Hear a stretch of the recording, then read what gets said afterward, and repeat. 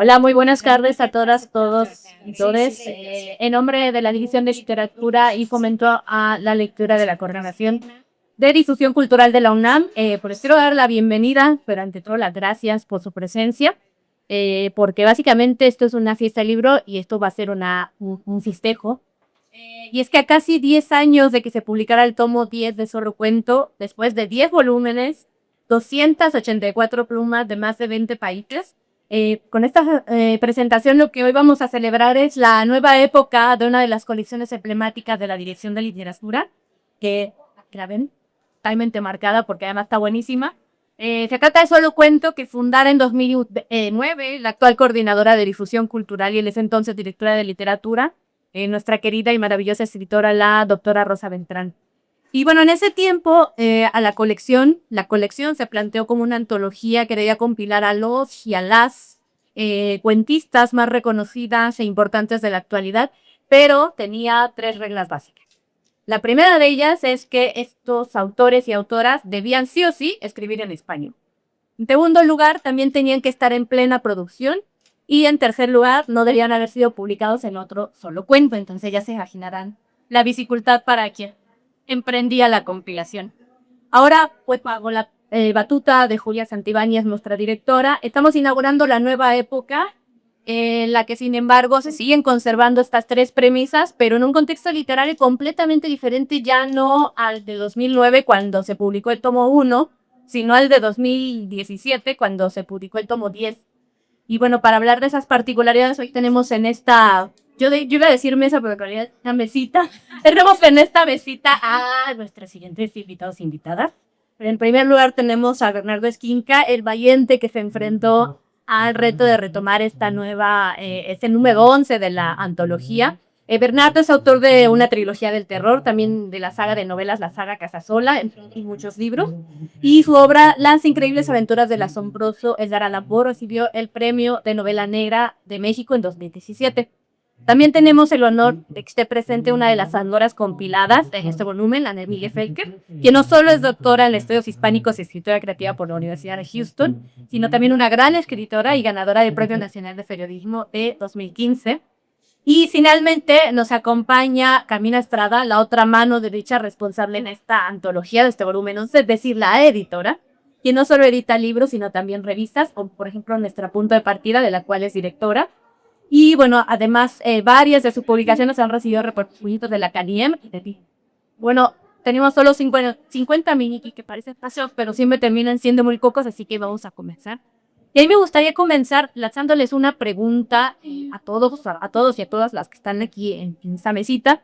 Y quisiera empezar con una memoria. Me acuerdo mucho que cuando presentábamos otros tomos de Solo Cuento, Rosa Beltrán siempre decía que lo permitía esta antología no solo leer a los mejores y las mejores cuentistas en español en ese momento, sino que también nos servía para medirle la temperatura al género, ¿no? Entonces, ahora que leí el tomo 11, yo no pude dejar de pensar qué siete esta frase. Y quiero preguntarles, ¿de qué forma este solo cuento, este volumen 11, nos permite tomarle la temperatura al género? Y sobre todo, ¿qué tan diferente es nuestra escena literaria actual a la que teníamos hace 10 años, cuando se publicó ya no el tomo 1, sino el 10?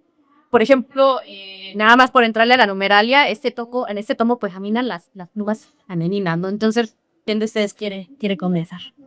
Bernardo tendrá que afrontar, responder esta pregunta, pero bueno, ya que me pasaron mi micrófono. Bueno, estoy muy contenta de estar aquí, que muy contenta de haber editado este libro. Creo que ahí está Liliana Boom, sí, también que está incluida, otra de las autoras. Muchas gracias a Liliana por venir. Muchas gracias, Liliana. Estoy muy contenta con Marta acá, porque Marta fue en aquella época previa editora de varios volúmenes de esa colección. Entonces, digamos que sabemos de qué está Brazo cuando habla del termómetro Kenneth, ¿no? Me encanta estar tal con Ana Emilia, quien también publiqué, no sé si fue tu segundo, su primer libro, en honor. Y fue con Bernardo, que quiero decir que es una, no saben, como editora, lo más complicado, aparte de, digo, no libros académicos, eso es otro asunto, pero en libros de literatura, digamos, lo más complicado es hacer antologías. porque generalmente unifica criterios, te llega el material por un lado por otro, los autores cambian, no cambian, el antólogo no aparece, el antólogo no encuentra los autores, el antólogo, la antóloga enloquece, no sabe, no. Y es la primera vez que trabajo con un antólogo tan ordenado y tan estructurado como Bernardo. Eso es algo que se agradece infinitamente. Yo creo que esta antología es Bernardo, de hecho. O sea, si ustedes leen lo que escribe Bernardo Esquinca, van a ver cómo hay una publicación con estos autoras que están incluidos ahí con las temáticas. Entonces, bueno, no voy a decir más sobre el termómetro porque creo que él es quien debe hablar de esto, pero bueno. Yo quería decir algo similar que se siente mucho, bueno, muchas gracias por estar acá y por la que se siente mucho el gusto de Bernardo en estos cuentos y justo el estar muy al pendiente y leyendo a los cuentistas contemporáneos, estar seleccionando. Y pensé en, pues lo que significa tener un maestro, como cuando tomas un taller, me ha tocado tomar talleres con Bernardo.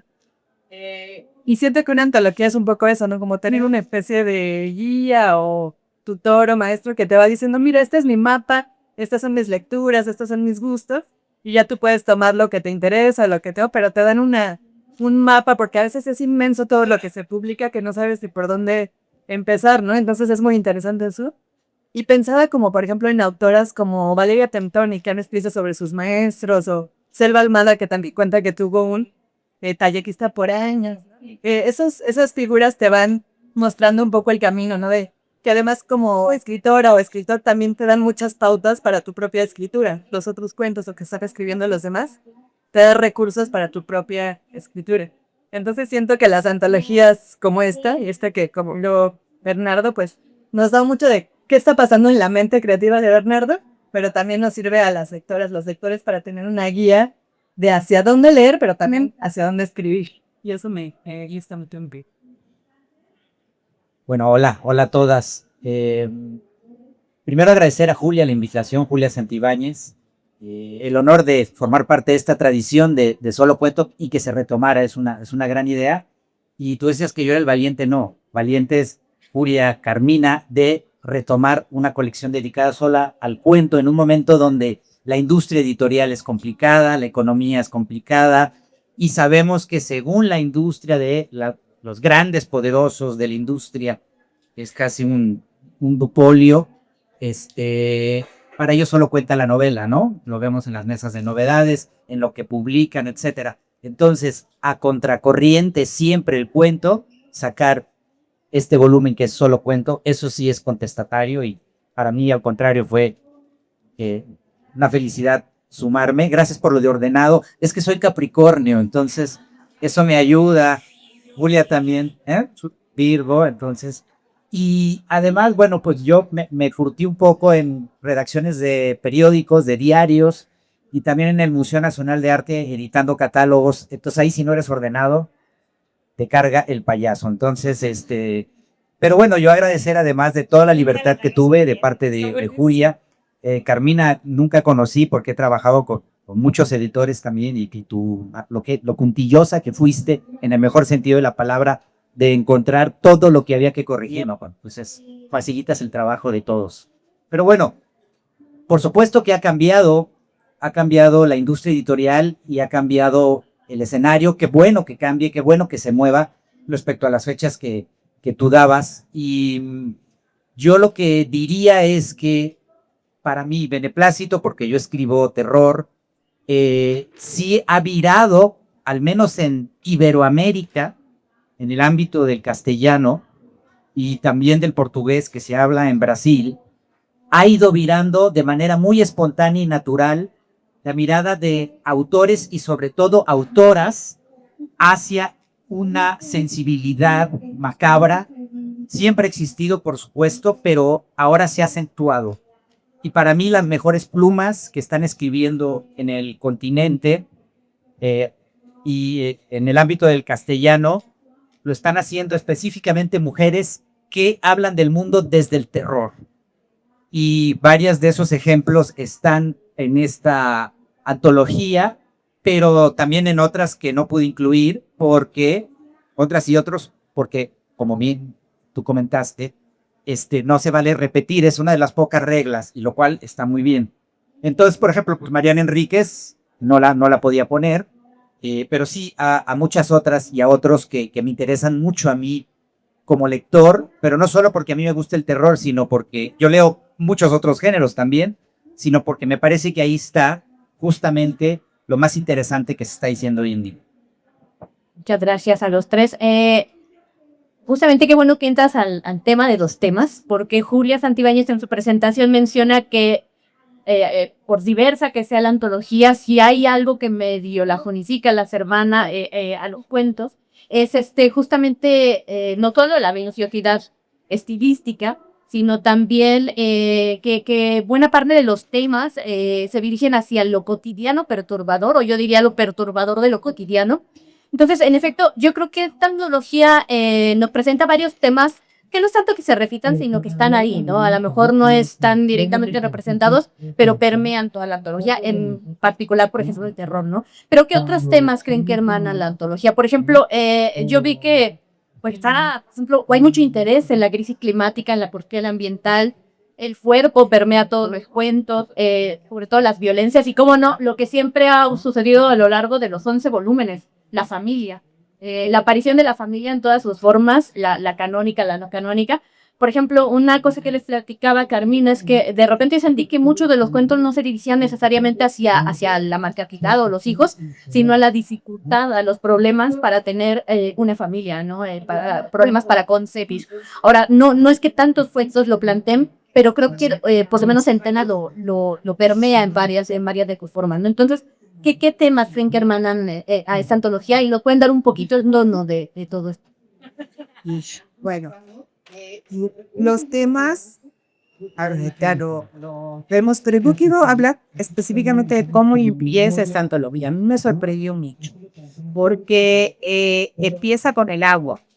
Entonces, finalmente, el agua, elemento vital, qué maravilla, pero el agua también es, no sé, la muerte por agua, es el espacio lleno de monstruos que traba el albore, al final de la tierra. Entonces, a mí me sorprende mucho que empieza con Andrea Chapela, con un cuento que es una distopía, un futuro distópico donde el diluvio universal llovió tanto y sigue lloviendo tanto que la Ciudad de México se cubrió de agua. Entonces hay las clases sociales, evidentemente, que viven en el borde del lago, y hay los menos privilegiados que viven en las chinampas, ¿no? Y en ese entorno se da una historia de amor entre las dos personajes mujeres, Mesby y Ashaki. Y bueno, esa es distópica, pero luego viene el agua, esa misma idea de regresar a la gran Tenochtitlan, digamos, en el segundo cuento, donde un arquitecto que entra a un despacho así super nice, hace clic con precisamente el único arquitecto no exitoso del lugar, alguien que tienen ahí como un personaje que bueno, no sé por qué lo tiene. Y finalmente entra el terremoto, pero acaba descubriéndose el único proyecto de este hombre, que era la utopía de recrear de nuevo la gran Tenochtitlan, inundando el lago de Texcoco, a propósito. Y luego viene el tercero, donde es la escasez de agua, que ahí, bueno, se da una epidemia de suicidios, porque ya ni siquiera, la sequía es tan grande que ni siquiera puede haber lágrimas. Entonces, ese es el inicio de este libro. Se recopila sudor. Claro. Y bueno, y de ahí sigue, ya no me voy a quedar porque si no me voy a descubrir. No, bueno, están los temas, los embarazos sobrenaturales también, que se hermana mucho con esto que dice Marta de, por un lado, la imposibilidad de embarazarse, como en el cuento de Porte Comensal. Se lo recomiendo muchísimo, yo me reí. Y es increíble cómo trata esta pareja, todo lo que hacen, todos los lugares comunes a los que llegan para intentar embarazarse, ¿no? Que nunca se sabe si lo lograron. No se sabe.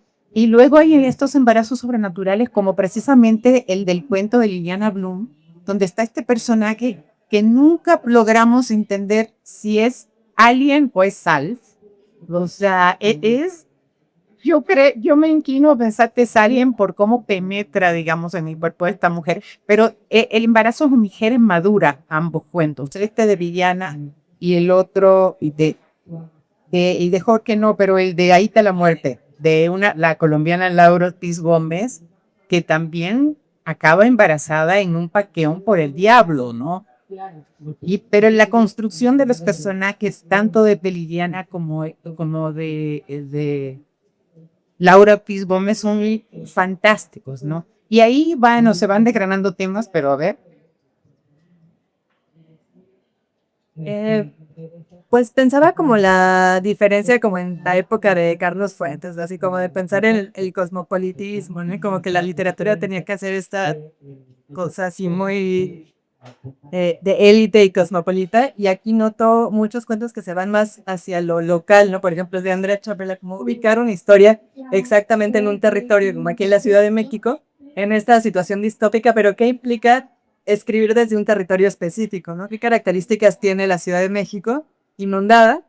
¿Qué tipo de personajes vivirían o vivimos en esta ciudad? Porque nos define caminar esta tierra, ¿no? Que no es lo mismo que si escribes de Portland o de Japón, y me interesa mucho pensar en eso, como que el contexto nos está obligando a arraigarnos y a pensar desde los pies y no solo desde el intelecto y lo excesivamente racional. Y también me llama la atención como la diferencia entre los cuentos que ocurren dentro de casas o los que son más exteriores, estilos de Andrea y otros que también están aquí. El mío también es muy exterior. Y creo que tiene también mucho que ver con lo político, ¿no? Como no nos estamos pensando solo en contextos domésticos, sino yendo al exterior y interactuando con la ciudad o con los problemas del cambio climático, lo que sea que nos rodea y que nos define. Entonces, creo que también algo que podría incluirse en el termómetro es qué inquietudes estamos teniendo, ya sea si es la maternidad o la dificultad para la maternidad, o que tenemos mucho calor o que tenemos sed. Pero todo eso tiene que ver con que no estamos encerrados en contextos domésticos controlados. Y algo que es muy típico del cuento, por ejemplo, es que se dota a los objetos de ciertos simbolismos, ¿no? Y entonces, que haya, como es breve, si hay unos lentes aquí en esta mesa, tienen que significar algo. Pero cuando pensamos en descripción de exteriores, si estamos describiendo una ciudad, que la literatura de Bernardo también ocurre mucho en la Ciudad de México, ¿cómo dotamos de simbolismo a las cosas que están afuera? Porque son muchas cosas que no podemos controlar. Entonces, por ejemplo, en la obra de Samantha Schweblin, ¿no? Que también en Distancia de Rescate, que el cambio climático o problemas de contaminación nos definen nuestras historias, pero cómo eso en el cuento, como es tan sobrecogedor lo que nos pasa en este momento del crisis, cómo en un cuento podemos aterrizar esas situaciones simbólicas, que no es solo un objeto que está en una casa, no es algo muy inmenso que nos rodea. Eso me llama la atención. Realmente, Sí, por ejemplo, las nuevas masculinidades. el cuento empieza, como bien dice Carmina, con el agua y termina en un arco con la sangre, ¿no? Ambos líquidos que dan vida y dan muerte también. Y sí, la idea fue no poner los cuentos como fueran saliendo, sino sí pensar, una vez elegidos, como en un trayecto, ¿no? De intensidades, de temáticas y también de un círculo para cerrar, ¿no? Y bueno, yo ahondaría un poco además en la temática del cambio climático, porque también se conecta con la anterior pregunta de Marta en cuanto a en qué ha cambiado, ¿no? Las preocupaciones en este tiempo.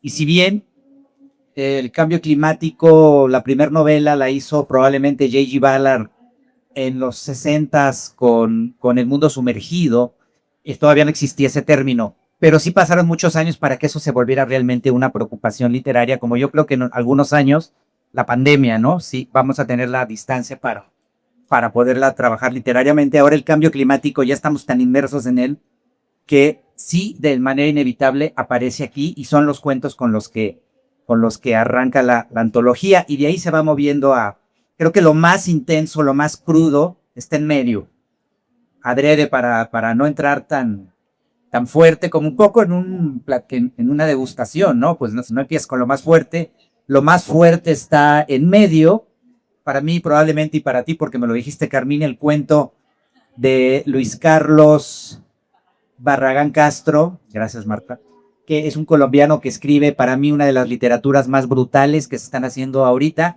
que tiene que ver mucho con el horror y terror corporal, pero donde ya no es heredero de Cronenberg, ya le da la vuelta para hablar de estos cánones, ¿no?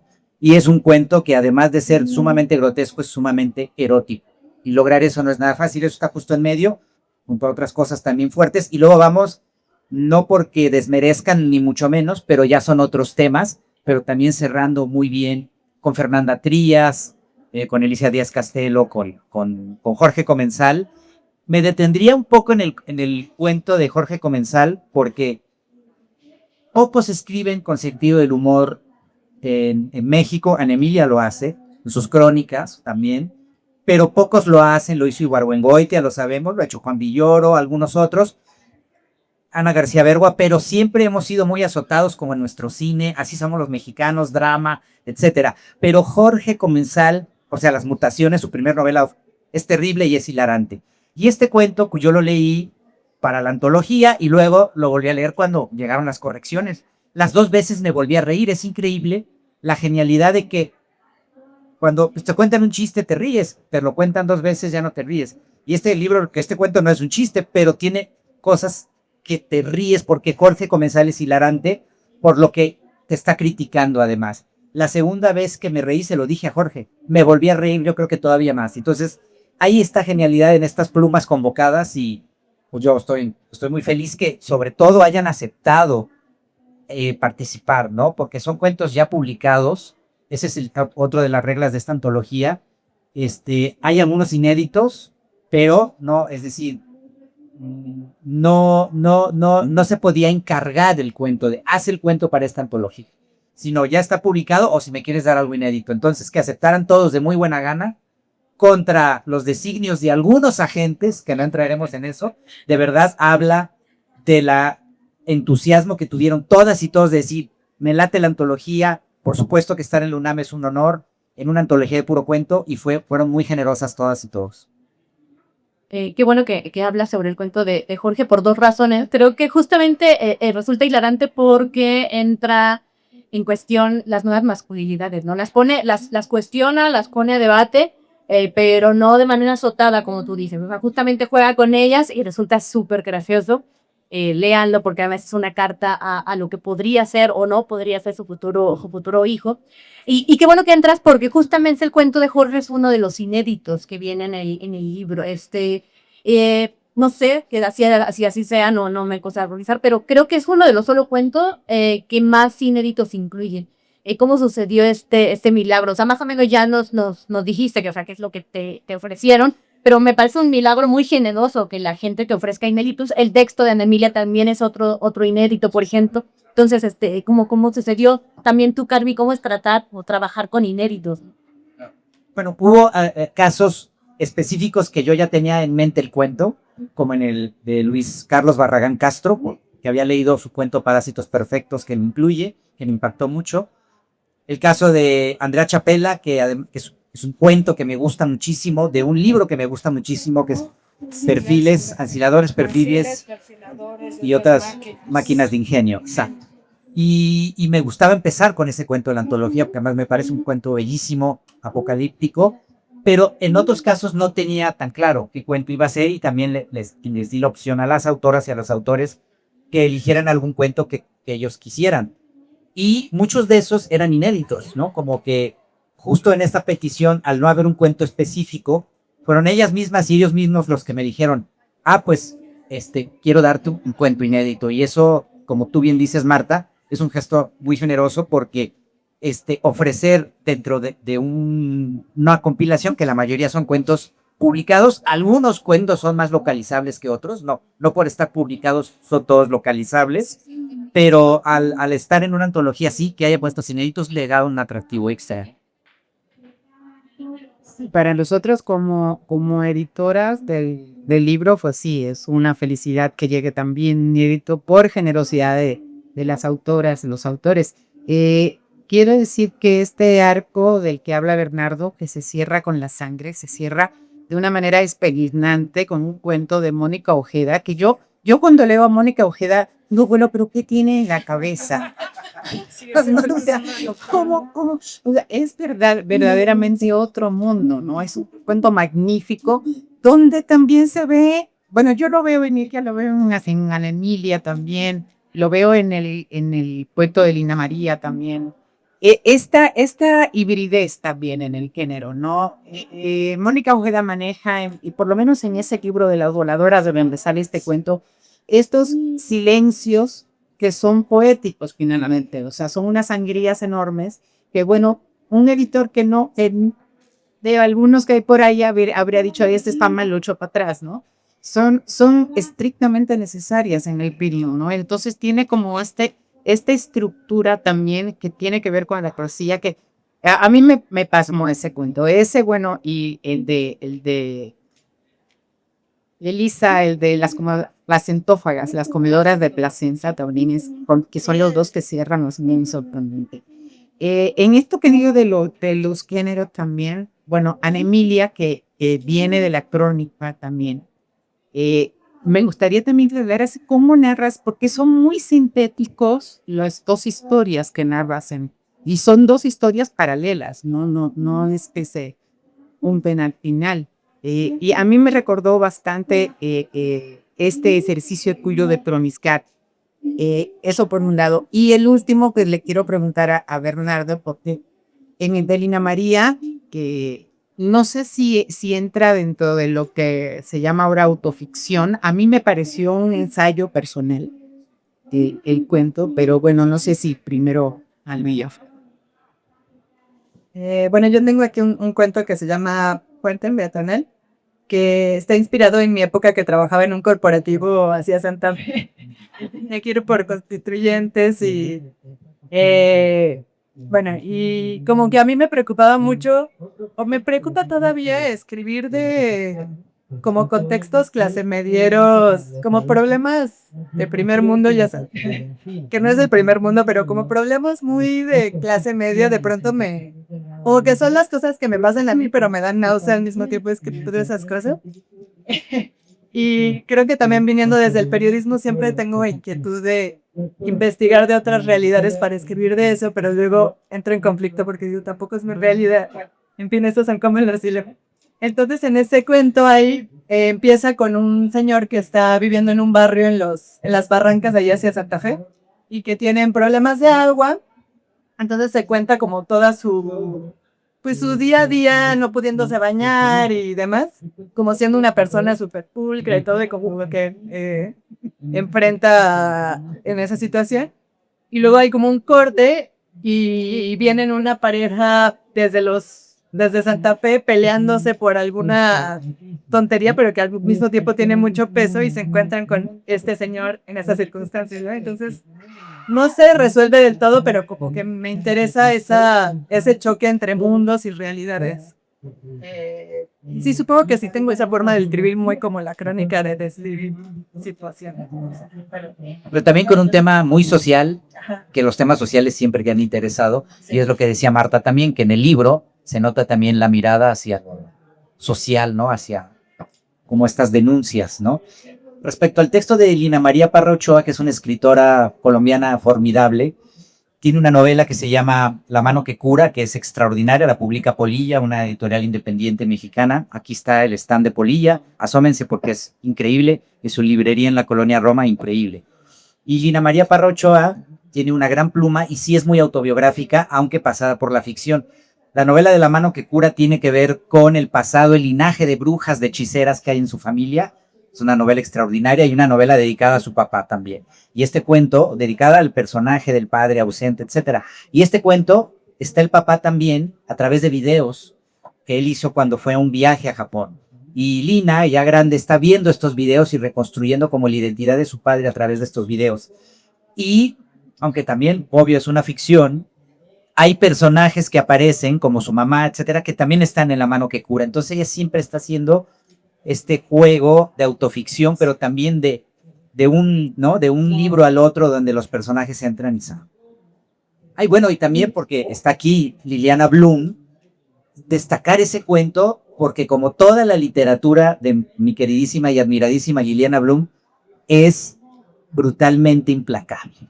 Nunca tiene piedad con sus personajes, lo cual a mí me encanta, así como sucede en El monstruo pentáfodo, Cara de liebre, en fin, en esta prosa demoledora que tiene. Aquí tú ya nos anunciabas algo, ¿no? De este personaje, que hay ahí una sátira también al tema Alien, pero lo que pasa cuando uno lee a Liliana es que no sales incólume. Sus personajes, por supuesto, no, pero tú como lector sales tocado, no puedes pensar igual a lo que pensaba después de leer a Liliana. Entonces también esta antología tiene esas prosas sumamente potentes que, como yo digo en el prólogo, una vez que atraviesas el libro no eres el mismo.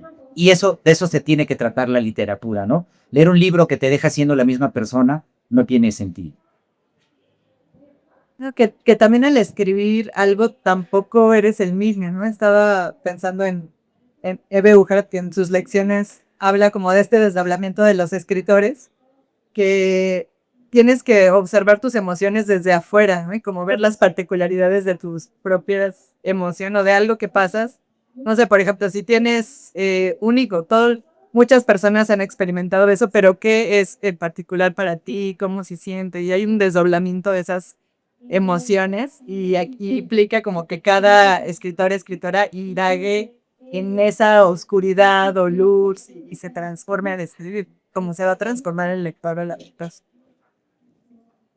En mi una opinión, si yo diera clases de cuentos, pondría 2 de estos en una clase, por ejemplo, tuyo, Ana Emilia, para todo lo que tiene que ver con la construcción de la perspectiva, o sea, cómo maneja la perspectiva del que se cuelga del puente, que es un coach de boxeo, y la de los 2 personajes que van en el tráfico hacia Santa Fe peleando y definiendo cuál es el destino de la relación, ¿no? O sea, la construcción de la perspectiva me parece fenomenal. Entonces, para poner en una clase de perspectiva, del de nuevo que sí, y el de Selva Almada, ¿no? Que es un cuento que no sé, me recordó mucho a Raymond Carver, ¿no? O sea, el muy carveriano, el manejo de la cotidianidad, del sufrimiento ajeno, y sin embargo de esta contención que siempre se maneja, ¿no? A lo largo del cuento. Ahora tenemos el de Liliana Bloom, que en efecto no hay concesiones, o sea, en el cuento de Liliana no solamente tenemos una de las tantas criaturas extrañas que aparecen a lo largo del volumen, sino que además Liliana se atreve a matar incluso a un muy famoso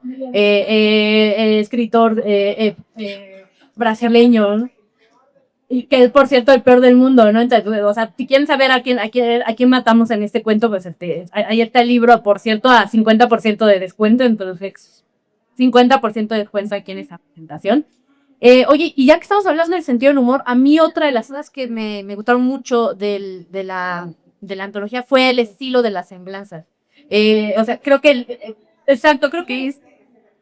creo que en efecto la antología es una apuesta por el sentido del humor, por romper un poquito esta forma tan azotada de ser del mexicano, ¿no?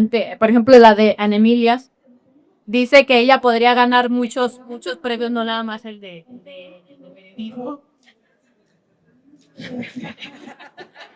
A baile, eso dice, ¿no? Que puedes ganar un concurso de baile. Eso dice. Dice, si se lo propusiera, podría ganar también un concurso de baile. No sé qué tan bueno. Yo he bailado con Anemilla y baila padrísimo. Estuvimos ahí en la Posada y Almadía. A ver, es que las semblanzas me chocan. Me chocan las semblanzas, me parece algo que debería desaparecer, por lo menos en el formato que existe, que es muy aburrido leer la semblanza de un escritor, porque los escritores somos muy egocéntricos, entonces pones una semblanza de 20 páginas, o cuando te van a presentar, dura más la presentación de las semblanzas que lo que se va a decir en una mesa. Afortunadamente, tú, Marta, que eres grande, lo hiciste muy sencillo. Entonces, yo de hecho mandé unas semblanzas de 2 líneas, pero sí, Carmina me dijo, tienen que ser un poco más grandes. Entonces dije, ok, bueno, por lo menos vamos a ponerles algo de humor, porque además a la gran mayoría de los autores y autoras que están en la antología tengo el privilegio de conocerlos de cerca. Entonces, pues podía dar un giro por lo menos interesante. Por ejemplo, de Fernanda Trías, que se dice misteriosamente que alguna vez vino a México solo para rescatar un gato, es absolutamente cierto. Y fue en su anterior visita. Entonces, así hay cosas, que me permiten conocer las biografías o conocer personalmente a las autoras y a los autores, pero tiene que ver con eso porque la solemnidad de la literatura me choca y es un medio muy solemne. Entonces hay que bajarle un poco a eso, porque eso aleja a las autoras, digo, a los lectores y a las lectoras. Y lo que buscamos y lo que necesitamos es que la gente se acerque a la literatura, porque en este país necesitamos urgentemente más lectoras, más lectores. Estar aquí con este estilo un poco más suelto, más O desparpajado. sea, afortunadamente una es flexible. Julia, sí, no, yo sí he de confesar que le pedí a mi directora Julia que en su presentación dijera que tú eras responsable de las semblanzas. O sea, sí, porque son unas semblanzas muy particulares y yo, bueno, de uno de estos autores no le guste lo que se dibujó o se sienta burlado, por lo menos que, o sea, sí, son respetuosos, ¿no? Pero bueno, que les asumiera su autor, que está aquí presente. Pero sí, no, esto es una antología de decir, eso es una antología de autor, digo, y tú como editora tienes que ser respetuoso de ese tipo de cosas. O sea, entonces, pues evidentemente si Bernardo Piso hacer sus semblanzas así, pues así se queda. No sé si puedo nada más recomendar muchísimo el cuento de María Fernanda Cuero. Qué bárbara, no, es que también este terror, estos personajes tan bien hechos, ese hámster que se pone a las sillas, ese uso de las gemelas que no sé, están en Diane Arbus y que retoma a Kubrick como símbolo de terror, ¿no? Estas gemelas idénticas y cómo las usa ella. Entonces, bueno, realmente yo creo que todos los cuentos valen muchísimo la pena. Está baratísima, ¿verdad? También aquí. 140 pesos. 140 pesitos la antología. Y para mí todos los cuentos me encantan, pero quiero destacar también el de Laila Martínez, escritora española. Una cantidad de scroll absolutamente desproporcionada, porque además tiene una habilidad enorme para describir el pensamiento de la protagonista que no para.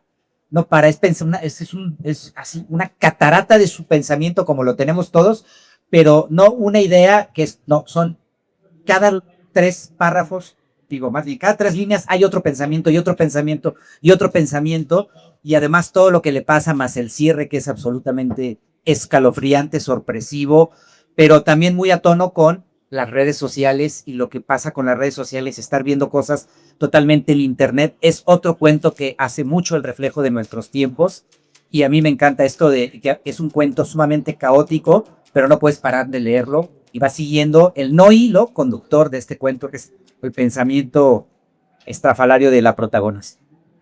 Y bueno, que entran a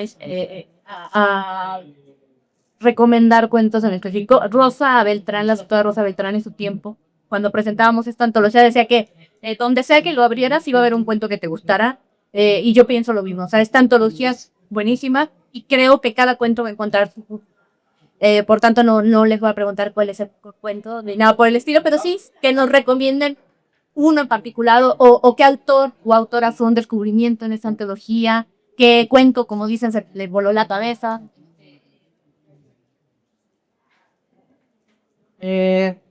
Bueno, también me encantó el de Mónica Ojeda y Sangre Coagulada, y el de Fernanda Trías, que se llama Anatomía de un cuento. Me pareció muy oportuno en una antología de cuento porque deconstruye un cuento, ¿no? Empieza una narración y luego te das cuenta que es como metatextual, no está pensando sobre ese cuento que está escribiendo, y entonces corta la narración y empieza a describir al personaje y regresa a la narración, y está muy interesante como estructuralmente. No sé, me gustó bastante, pero no tampoco te saca de la historia. Elisa Díaz Castelo, bien autora en la antología, justamente con uno de los cuentos más perturbadores, que es el de los comedores de placentas. Sí, estamos presentando la antología, querida, y hablábamos justo de qué cuentos uno recomendaría, pues justo, ¿cómo se llama el cuento? Las costumbres de las placentófagas. Las costumbres de las placentófagas, que es un cuento sumamente macabro, pero que también refleja, tú le diste un nombre, ¿no? Este asunto del parto y de la maternidad, pero desde un lado también torcido. Yo como autora, un descubrimiento para mí fue Laura Ortiz, la colombiana. Yo no la conocía y mencioné la librería Polilla y fui a platicar con Ceci, que es una de las dueñas de la librería y de la editorial, y ella me recomendó varias cosas, entre ellas a Laura Ortiz, que la publicaron en un libro que recomiendo muchísimo, que el libro ahorita no me acuerdo cómo se llama, Sofoco, gracias, que es un librazo, la prosa de Laura Ortiz es increíblemente punzante, también poética, y el cuento que está aquí, que también tiene un título raro, que es Ahí está la muerte, ahí está la muerte, pero es por ahí está, ahí está la muerte, que tiene que ver con las violencias de Colombia, la guerra, la guerrilla, y los hombres abusivos. Pero la prosa, la manera como cuenta, a mí me llamó mucho la atención, y todo el libro de Sofoco es maravilloso, se los recomiendo mucho. Y es recomendable. Es que ya dijiste Andrea Chapela, dijiste Ampuero, dijiste, ¿no? ¿Quién dijo Ampuero? Sí, Ampuero. Todos, los cuentos son magníficos.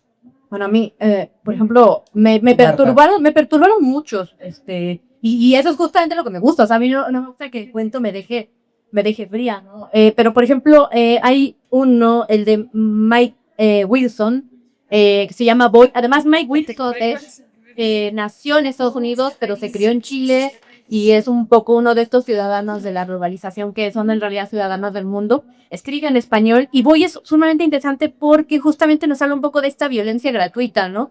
Es muy cinematográfico, me parece, el cuento, porque es justamente un muchacho bailando un poco aleatoriamente afuera de una de estas gasolineras, como muy al estilo de Estados Unidos, y la violencia que puede desatarse de esa manera gratuitamente, ¿no? También es de Diego Mucio, el síndrome de Nuremberg, porque también habla de las infancias en un término de violencia, aunque también es un poco como la creación de las utopías a partir de la destrucción de lo que hace tanto daño, ¿no? Ahora, yo sé que no nos gusta ponernos tartarios, pero a mí tenemos 7 minutitos y por si hay alguna pregunta, pero antes de terminar me gustaría un poquito como plantearles esta pregunta, ¿no? O sea, a fin de cuentas las antologías también nos presentan una posibilidad de canon, ¿no? O sea, también construyen un canon. Lo que tú mencionabas, ¿no? Abrí con el cuento de Andrea, que es además uno de los cuentos como más representativos porque indagan en sus obsesiones, y terminar con el de Mónica Opearo es un cuentazo que también indaga en sus propias obsesiones. ¿Qué canon estamos proporcionando ahora desde este solo cuento? A lo mejor estamos ya tal cual componiendo un anticanon, no sé. ¿Qué Bueno, sí es un anticanon porque el canon lo manejaron durante décadas los hombres, ¿no? Y ahora claramente las escritoras que siempre han estado ahí, ahora pueden alzar más la voz, ser más vistas. No es que ahora haya más, siempre han estado, pero ahora se les está mirando como siempre debió haber sido, con la atención debida a su obra, ¿no? Entonces, justamente yo creo que lo que vemos en esta antología es, como lo dije al principio de la presentación, como lo digo en el prólogo, una literatura muy vital que en mi gusto personal se ganó más espacio aquí, porque me parece que lo que están escribiendo las mujeres en lengua castellana es mucho más trascendente que lo que están escribiendo los hombres. Eso es lo que me parece a mí, y no es poner un canon ni nada, simplemente es lo que está ocurriendo actualmente en la literatura, que a mí me parece extraordinario y lo refleja la antología. Yo de por sí soy muy anticanon, o sea, no me gusta la intención canónica en las antologías. Pero lo que sí me gusta mucho es ver cómo ha sucedido esto en los últimos años, esta incorporación cada vez mayor de las plumas femeninas. O sea, cuando yo empecé, yo he editado, bueno, he compilado antologías de poesía, pues bien. Y la primera que hice era el 23%, estoy hablando de los 2000, y me puse a revisar antologías y porcentajes. Nunca pasaba del 20, 23, 25% en las antologías. Cuando veo en este número, que son creo que 17 mujeres, 17 motivos y eso 3, y que bueno, evidentemente no fue que Bernardo dijera quiero mujeres, ¿no? O sea, es lo que está sucediendo. Entonces, para mí eso es el cambio más constante que podríamos deshacer ahorita. Y bueno, sigo invitando a que la compren, por favor, porque vale muchísimo la compra.